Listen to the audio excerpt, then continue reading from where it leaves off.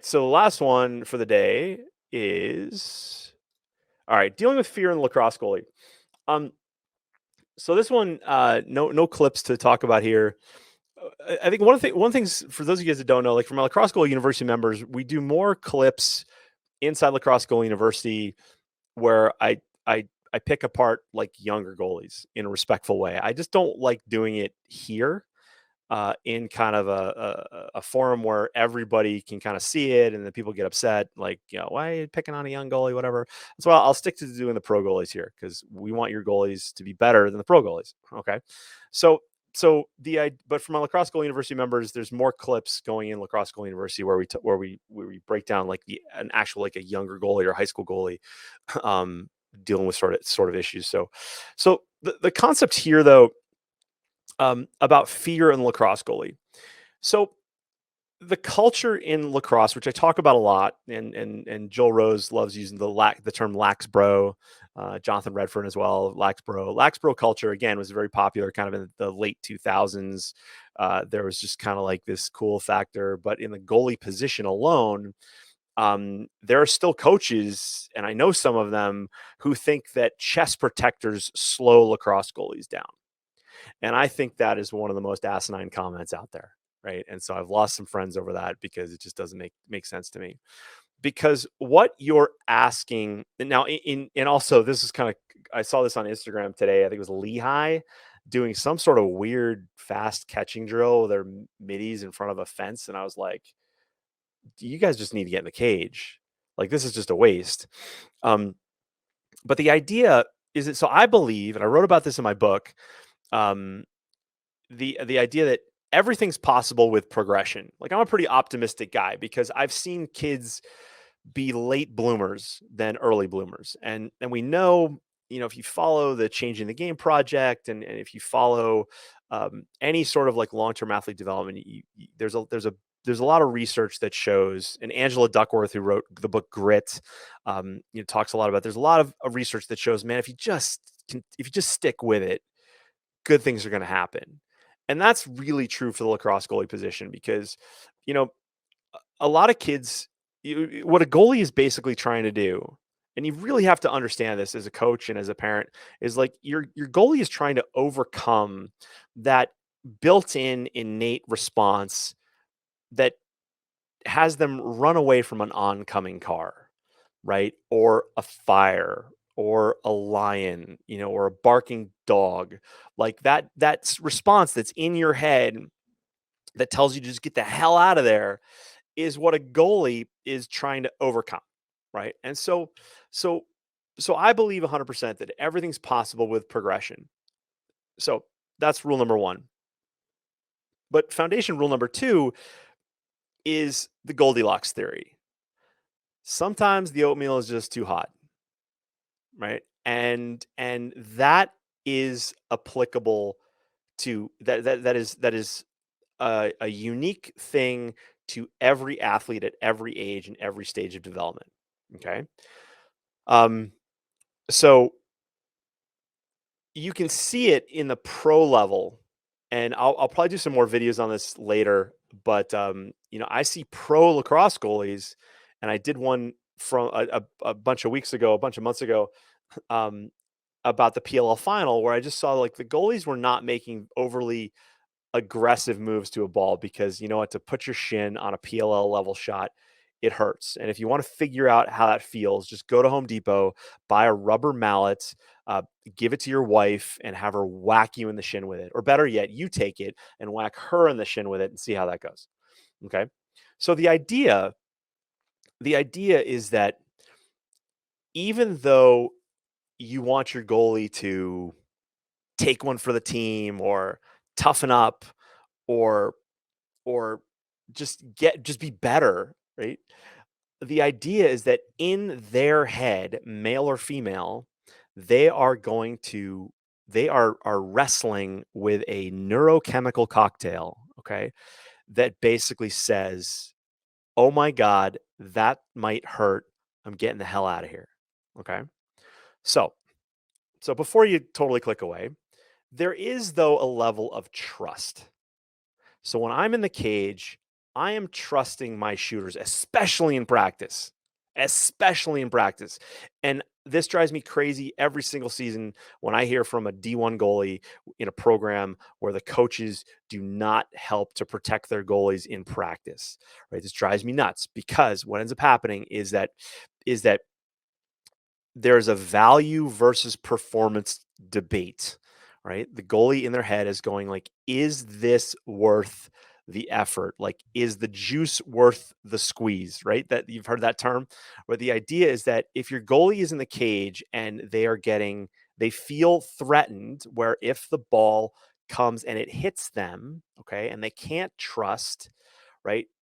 And that's really going to hurt. That is affecting. If you guys have my cheat sheets and my goalie scorecards, you'll see the little diagram I did up on the basically the cloud of fear.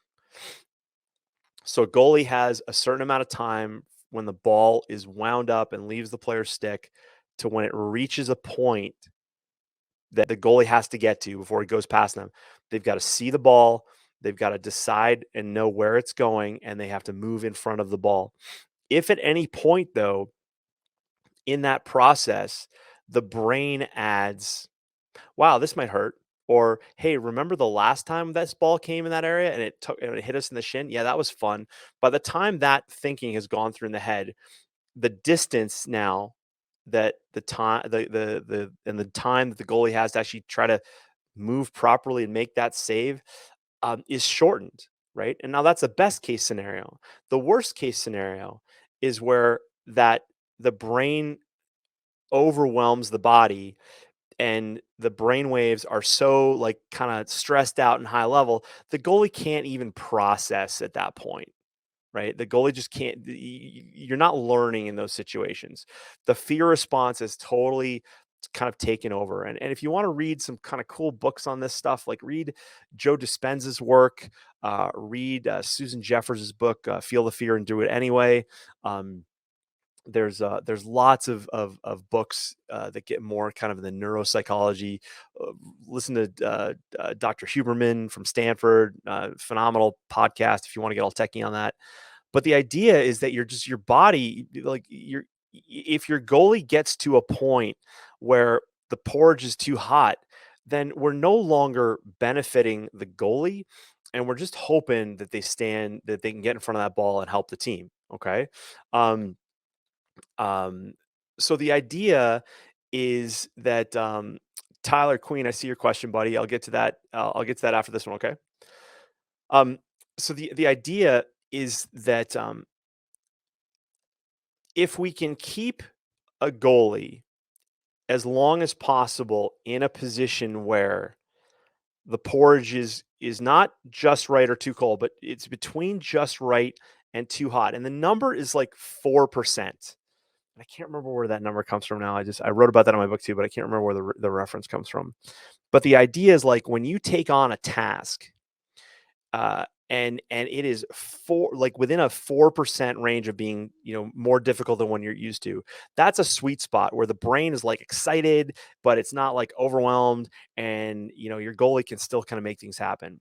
And what brought this topic up this week, and I've talked about this a lot over the years, but was one of my goalies was in a game where there's this dude playing, and literally this guy was like a man baby, a man amongst boys, right? And the pace of the shot, and this guy took a lot in this game, was so heavy and so hard. And there's a difference between shots that are fast and shots that are heavy. It's kind of hard to explain, but as a goalie, and any of you guys that have played goalie, there's shots come, and it's just, man, when it hits you, it it it has a thump like other shots don't have.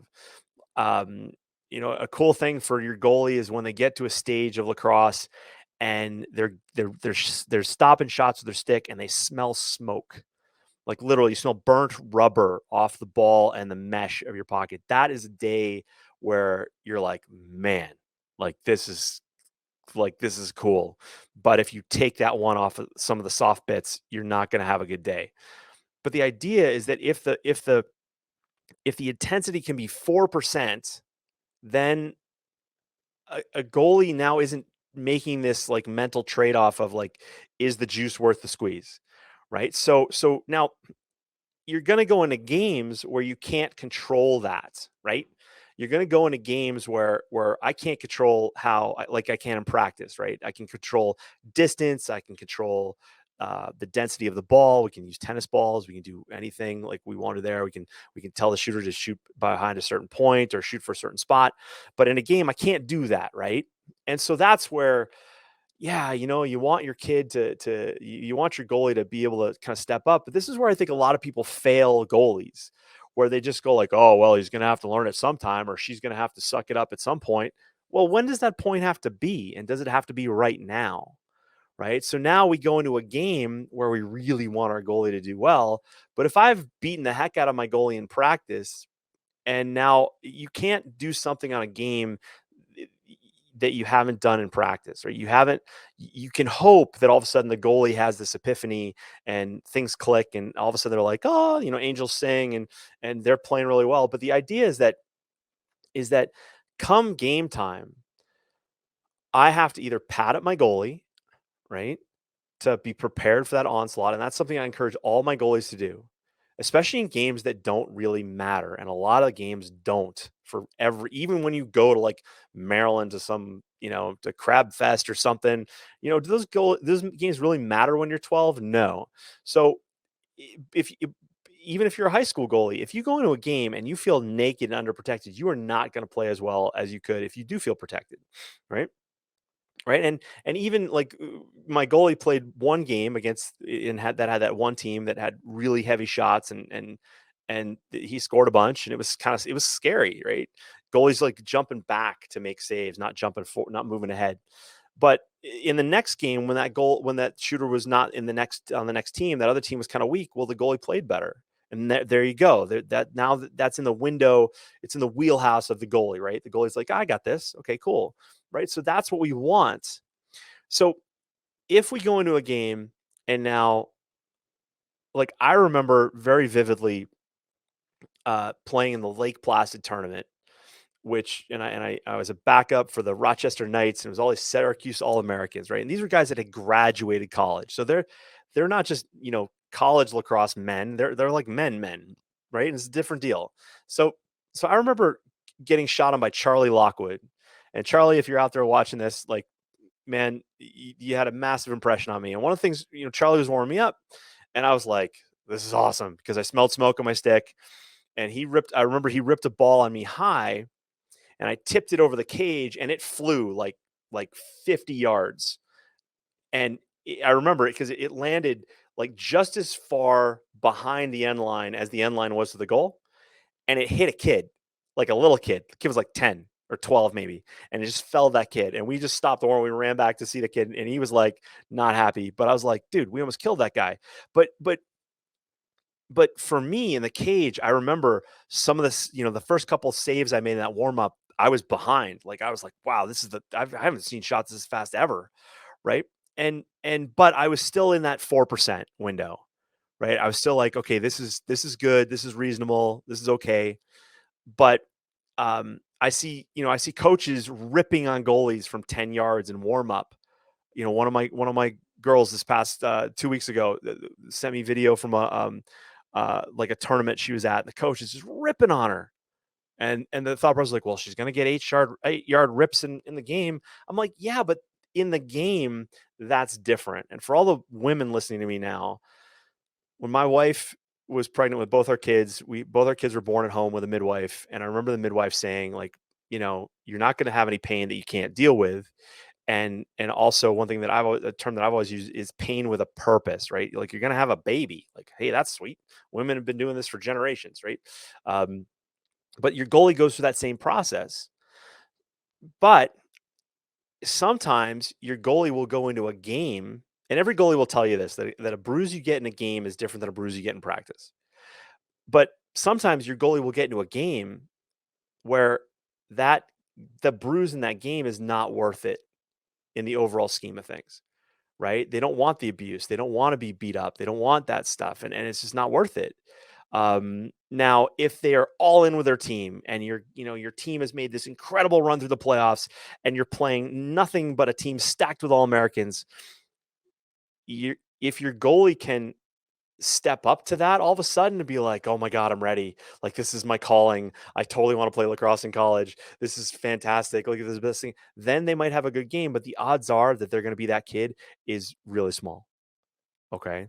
But that's where I believe 100% that if you put your goalie into a situation like that in a game, right? Which I mean, and the reason, when we play a game, it has value to the team.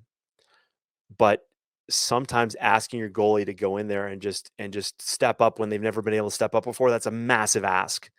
Whereas you could have a goalie who's like, you know, I've got goalies where they'll play on any team because they've been able to they're advanced physically enough to take shots from much better athletes. So I've had a girl this last year. She's open to any game, any day with any team ever. And she's an 8th grader, right?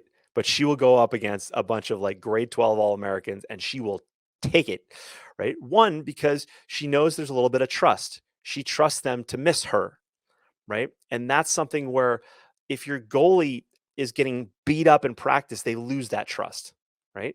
And that can happen at the D1 level. It can happen with a U8 rec team, okay? But if your goalie loses that trust, then the idea is like, okay, all these shots may hit me, and when they hit me, they hurt because I'm unprotected.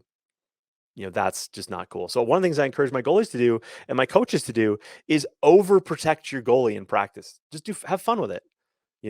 Put him in box gear, not shin guards and all that stuff, but just like I should not say box gear because like put some shoulder pads on them with some upper arm guards behind their chest protector.